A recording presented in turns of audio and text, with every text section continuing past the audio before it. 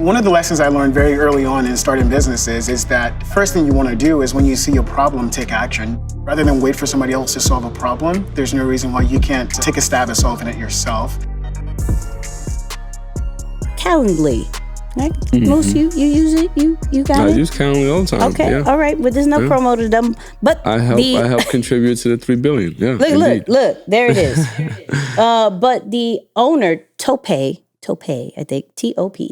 Don't ask me to say that last name, but he did a really dope interview and spoke about how this company got a value of $3 billion.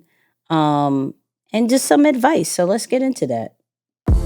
The idea for the company came from a frustrating experience I had trying to schedule a meeting. So I was looking to schedule a very important customer meeting, and many days later and many emails later, we still were no closer to finding a time. This inspired me to really learn about the problem of scheduling and why it was so difficult. And out of that sort of investigation came this obsession with solving scheduling. Since then, the product has evolved into more than scheduling, into sort of what we call automating the meeting life cycle. One of the lessons I learned very early on in starting businesses is that first thing you want to do is when you see a problem, take action. Rather than wait for somebody else to solve a problem, there's no reason why you can't take a stab at solving it yourself. So my question to you, is it that easy? Like, I have a frustration and I make a business out of it? Well, we've heard that saying come true a lot. Like, a lot of people actually start businesses because they wanted to overcome a challenge that they themselves experienced. So it's like they created it for themselves. Now, what comes next is usually a surprise because you don't know how it will play out. But it's simple but complicated, right? Because it's like, I imagine with something like this, when you're talking, especially a tech product, right? You're talking possibly raising funds, and it, like, once you go down that whole route, I think it becomes a different ordeal. But it can be that simple from an idea standpoint, and we talked about this in with your group in the metaverse, right? About the concept of ideation. It usually is the simpler or easier format to follow. It doesn't have to be extremely new or very, like it's never been done before. A lot of the best ideas are usually just an add-on. So it's like Gmail has a calendar, or Google has a calendar feature, but maybe it didn't allow you to schedule a meeting, right? So it's like, okay, well, let me take this same function and add this ability to schedule a meeting with someone and avoid double booking. And, let me then be able to pair it or bring it back with my other calendar so that they're all centralized and paired in one place. So I do believe from an ideation standpoint, ideas are best when they do have that personal challenge, because then there's like a level of passion or energy that you give to it that you typically wouldn't. And then it's an add-on to something else. So and this is where probably self-awareness comes into play, because I've noticed that I am at my best when I can have an older model to work off of. Mm-hmm. So it's like, I'm not the type of person who can take nothing and then present you with something from scratch and be like, yo, I made this out of nothing. This is all in my head. This is the vision that I saw, and here it is. But if you give me an older model of something that I can wrap my mind and really understand it and know the ins and outs of what's happening, I can then start to critique, this would be better. Mm-hmm. And we need to do this for our function and our use for our own business and our own brand. And then I'm able to kind of build to it. So that's like my type of ideation. Take something old or something that already exists, innovate, add to it, and bring it to life in a way that's more user-friendly for you and your customers. So I agree with that model, but the build-out of such a thing is the part that can get a little interesting. But I think it's good to hear how simple something can start. Yeah. Not saying that's the whole solution. Like, oh yeah, I'm frustrated. I couldn't like do my meetings so quickly. I was like, how about this time? No, how about this time? How about this time? Right. You know what? Don't worry 3 about billion. it. Let me create this business. Give me about a few days. Right. I'll give you a solution, right? I'm not saying that. My man bootstrapped the whole situation. Took what 200K from his savings and started it up. And now it's worth 3 billion. He does have, I think, 2 investors later on, you know. But what I like is just, and I've been guilty of this myself, where it's like, oh, someone figure it out. You feel me? Like if I thought of it, because I've always heard like if you think about it, somebody's already done it. Already there. Yeah. Like, but where did that come from? Right. Yeah. Like- Probably not the best. Yeah. Not the best advice. Right. But where did that come from? So how is everybody still, till this day, inventing something new if what you think of somebody's already done? I don't know. So I do like, and I wanted to bring it on as far as just let's think simple, because it could be that simple. We could start with just something that frustrates us. We could start with something that like hurts us real quick. Like, oh man, I stubbed my toe. How do I stop? How do I stop this feeling? Like, Yeah. what if Yeah. there was something that would instantly stop the feeling of a stubbed toe? Because that is the worst feeling. Good God. But like things like that. Do we have even a notebook of just some of the things that's frustrated us, some of the ideas that we have? And can we go back to it and be like, if I put some money on it, if I put some time on it, you know, if I ask some questions, can this be something? Yeah. And is it worth, is it worth going about? Like some ideas are worth all our time. You know, we just be like, oh, look, what about if a coffee pot can steam all the way up, come all the way down, and transform into a cup of coffee? What's up? Wow. What? Yeah, I have a weird That's deep. imagination. I have a weird. I have a That's weird. deep. Yeah. I have a weird. Just choo. But Right. but things like that. But can we stop minimizing our ideas?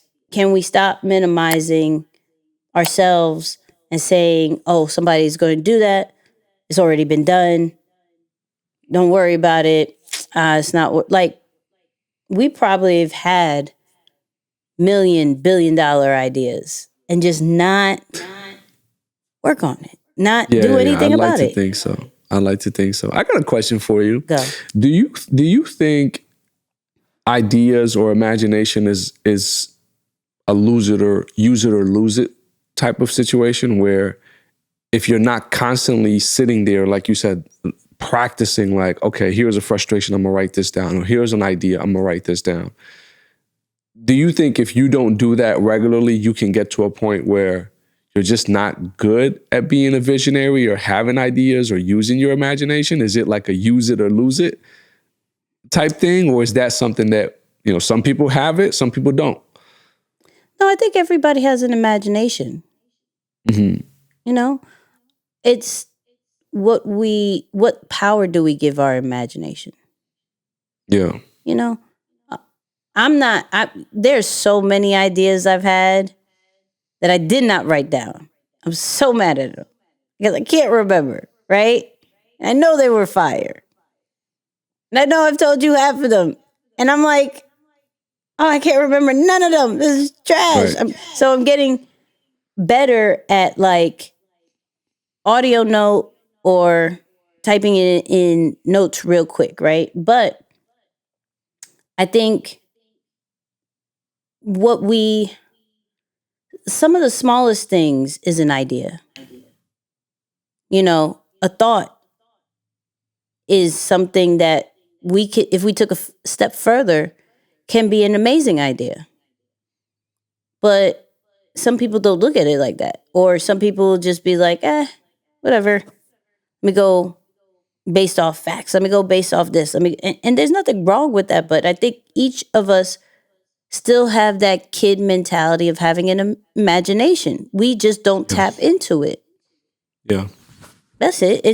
And if we put more power to it and we don't feel dumb and we don't feel, goofy for thinking so crazy, like, can there be an app where when we look up and once again, I was about to say there probably is, right? Come and imagine, yeah. Look, already, come on. is there an app that when we look at the clouds and we see all these different shapes, we actually see the shapes that come to life? So like when we pretend like we see that dog or something, the dog comes to life in the clouds. Like, what? Like, I would love that, right? The kids would love that. So write it down. That I think at my age, that's goofy, Nikki. That's super goofy. For other people, they'd be like, yo, I'm super in love with looking at the clouds for my mental health. I think that would be fire, So what you may think is goofy and dumb is somebody's like healthy outlet, or solution for something, or just a talking and conversational point. But we just, as we get older, or because of our environment, it just may not be, we may not think it's as accepted. So it's not that we're not visionaries or have an imagination. It's just that we're not tapped into it. Yeah, that's good. I think that's the problem right there. We don't create for kids. Like, we don't think of children. I feel like if we as business people had the next generation or children in our minds as we do that, as far as like creating for their benefit and for their well-being, I do think would be a little bit more, just a little bit more productive. Because it's like, as you was talking, I'm like, man, I guess imagination is to some degree an extension of your hope or your faith, right? Because you are imagining something that you believe could be better or could exist in a way that it hasn't done before. So it brings to life that which you are missing or wish you can experience. Right. So it's an extension of your hope or your faith, because it's not anything that you see per se. So it's cool. But it is powerful though, because I feel like there was a time where I definitely had like some of the things that you talk about, like some radical off the wall ideas. Yeah. And then as of late, I'm like, it's goofy. Yeah, I'm like, man, what happened, bro? Like, do you even think anymore? And I'm like, nah, no, I think. Like, my brain is functioning, but I just don't get those same, super dreamy type ideas of wanting to bring something to life that's not there. So I'm like, yeah, it makes you wonder, like, yo, there's got to be different types of imagination and all that good stuff. But I think with you, it's more of you want to expand what is already like the models that are already there. Yeah. For those people who don't know, if there is a word of 2022 for Moose, is tech. Yeah. All he says now, get tech, gotta do tech, gotta have tech company vibes. Tech that. I'm gonna have a tech house. Like everything is tech, right? Tech vibes, yeah. Right. So that is because he's seen it be done, and how those people who do tap into tech is, I wouldn't say better, but like the profits make more sense than someone of a manual situation, right? Mm-hmm. So that's just facts off of that, right? Mm-hmm. I think, and this is me personally, you've moved off of dreams before, right? Mm-hmm. And you're like, yeah, nah. Let me go. I done the dreams. I seen that. I seen the vision. The vision was great. Bought into the vision. I am now over here with tech. Because tech, I see it. Not necessarily touch it, but I see it. I seen the impact. I see what it could do.